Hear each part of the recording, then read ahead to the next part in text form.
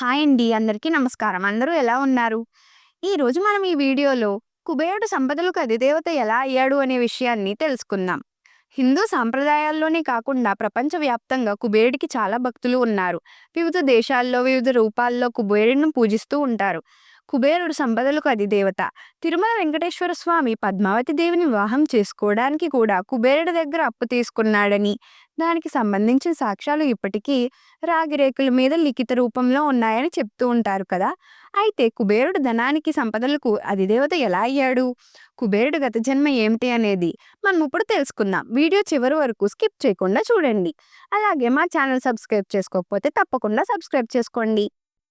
రాక్షసులు తమ చక్రవర్తి రావణుడి సంహారం తర్వాత కుబేరుణ్ణి చక్రవర్తిగా ఎన్నుకుంటారు.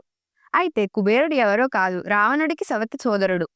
అది మాత్రమే కాకుండా కుబేరుడు యక్షరాజుగా సంపదలకు అధిదేవతగా పిలువబడతాడు. కానీ కుబేరుడి గత జన్మ చాలా ఆసక్తికరంగా ఉంటుంది. కుబేరుడు గత జన్మలో ఎంత గొప్ప పుణ్యం చేసుకుంటే తప్ప ఈ జన్మలో సంపదలకే అతిదేవత అయ్యేంత గొప్పగా జన్మించి ఉంటాడని ప్రతి ఒక్కరూ అనుకుంటారు కదా.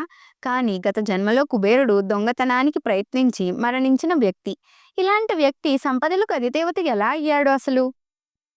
పురాణాల ప్రకారం కుబేరుడు గత జన్మలో ఒక బ్రాహ్మణ కుటుంబంలో జన్మించిన వ్యక్తి. పుట్టడం బ్రాహ్మణ కుటుంబంలో అయిన చెడు సావాసాల కారణంగా జూదం ఆడేవాడు. జూదం ఆడడంలో భాగంగా తమ తల్లిదండ్రులు తమ తాతలు సంపాదించిన ధనాన్ని మొత్తం జూదంలో పోగొట్టాడు. కుబేరుడు ఇంత చేస్తున్నా సరే అతని తల్లి మాత్రం కొడుకు చేస్తున్న పనులను సమర్థిస్తూ కప్పిపుచ్చుకుంటూ ఉండేది. కుబేరుడు చేసే పనులు ఆయన తండ్రికి తెలియనివ్వకుండా ఆమె జాగ్రత్త పడేదట. కానీ ఒకరోజు కుబేరుడి తండ్రికి నిజం తెలిసింది. తండ్రికి నిజం తెలియడంతో కుబేరుడు భయపడ్డాడు. ఇంటి నుండి పారిపోయి ఒక శివాలయంలో దాక్కున్నాడు. శివాలయంకు వచ్చిన భక్తులు ఆలయంలో పూజలు జరిపి ప్రసాదం అందించి పంచిపెట్టి ఆ తర్వాత అందరూ వారి వారి ఇళ్లకు వెళ్లారు. పూజారి మాత్రం గుడిలోనే పడుకున్నాడు. బాగా చీకటి పడ్డాక గుడిలో ఉన్న కుబేరుడికి ఆకలి దాహం ఎక్కువయ్యాయి.